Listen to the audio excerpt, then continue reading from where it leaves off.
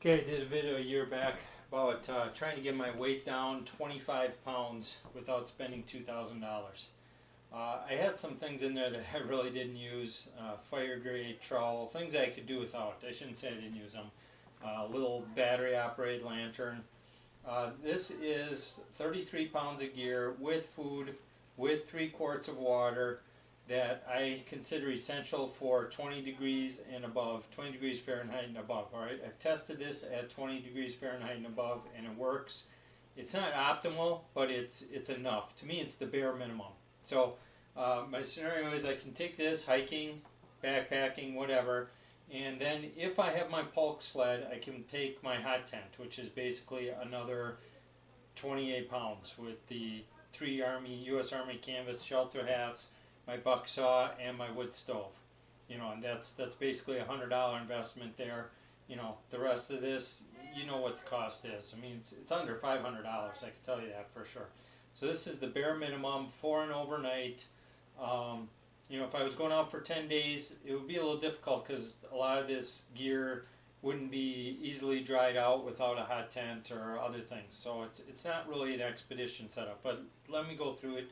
33 pounds, works well for me. It's tested on an overnight. 2 trekking poles, of course, from Walmart. You've seen those. Here's one of them. My cook set, I love Trangia alcohol stoves. I love wood burning stoves, gasifiers. In winter, the easiest, most convenient thing for me has been this little $10 Pocket Rocket clone. All right, it's got a piezo electronic lighter. Of course, the thing I don't like about that I mentioned before is you have to buy these canisters. Now, these canisters, depending on whether you run them full bore, simmer, somewhere in between, last about 1 hour. This is a winter blend fuel. It was $5 at my local non-chain sporting goods store, camping supply store, so a little expensive.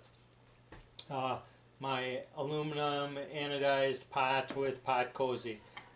Glacier stainless steel cup. I just carry this because it's 18 ounces. I know there's cheaper alternatives. I can put it on the fire. I've just always carried this.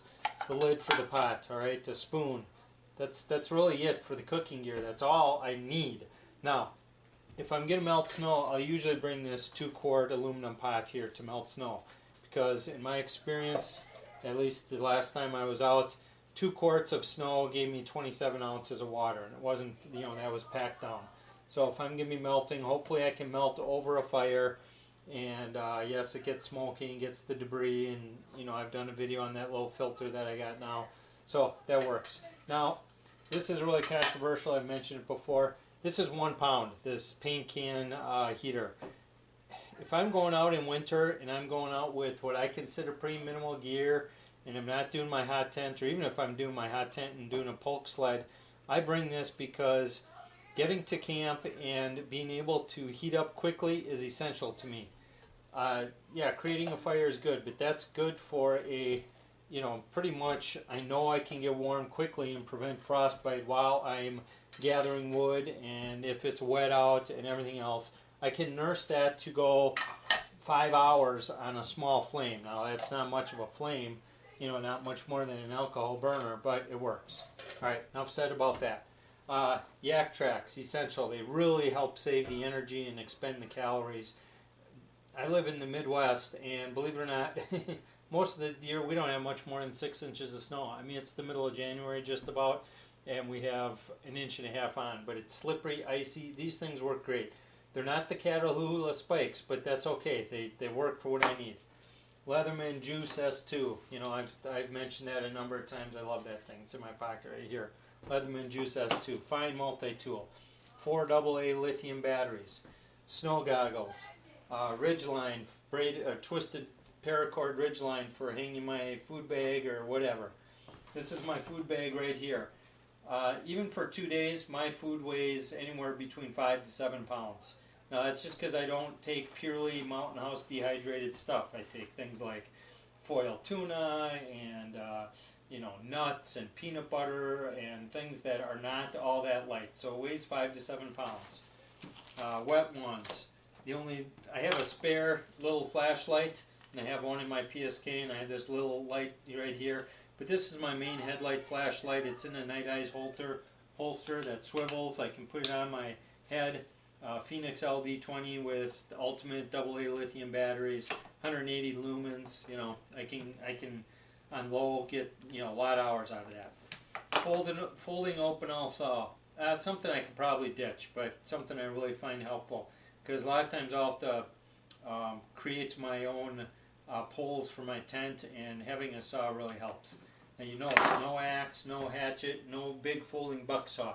If I'm taking the hot tent, the folding homemade buck saw, breakdown buck saw is definitely coming. But this is just camping.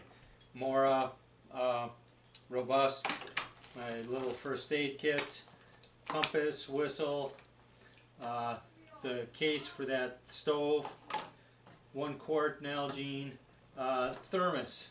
If you're going to be out without a hot tent, a good philosophy, which I've somewhat tested, and I can't say I'm totally sold on, is to drink a lot of hot liquids. Of course, you're going to pee a lot, but that's okay. And having a thermos can really make a difference. Some mason line, 225 feet of mason line. The ridge line and this little hank of paracord, and this is all I really carry for line now. Some soap and a scouring pad. Little triple antibiotic ointment, deodorant, thread, gauze, and Gorilla Tape. Enough said.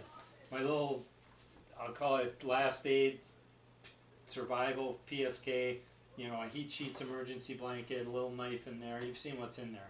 That weighs about 1.5 pounds, but that's always on the outside of my pack or on me, and that goes with me everywhere in a waterproof case. This is my clothing bag, 5 pounds in a compressible waterproof sack. Down vest, 2 pairs of mittens, 2 pairs of gloves, long underwear, extra pair of nylon pants for at camp, fleece underwear for at night, wool sweater, extra pair of underwear, did I say 2 pairs of socks? That's really it, and that's about it. I mean, that's all I do. With the down vest, that really adds a lot.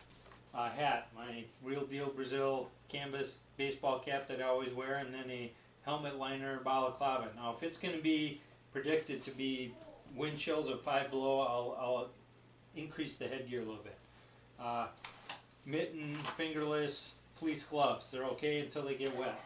Fingerless gloves for while I'm trekking. I use this while I'm trekking and working around camp all the time. Mittens are inside here. Gaiters. These aren't waterproof. They're just urethane coated. Fantastic. Rain gear. Pack cover, pants, and raincoat. About 2 pounds. 2 quart U.S. Army canteen, and this. That's all I take for the water supply. In winter, it's not that much of a problem. It's enough.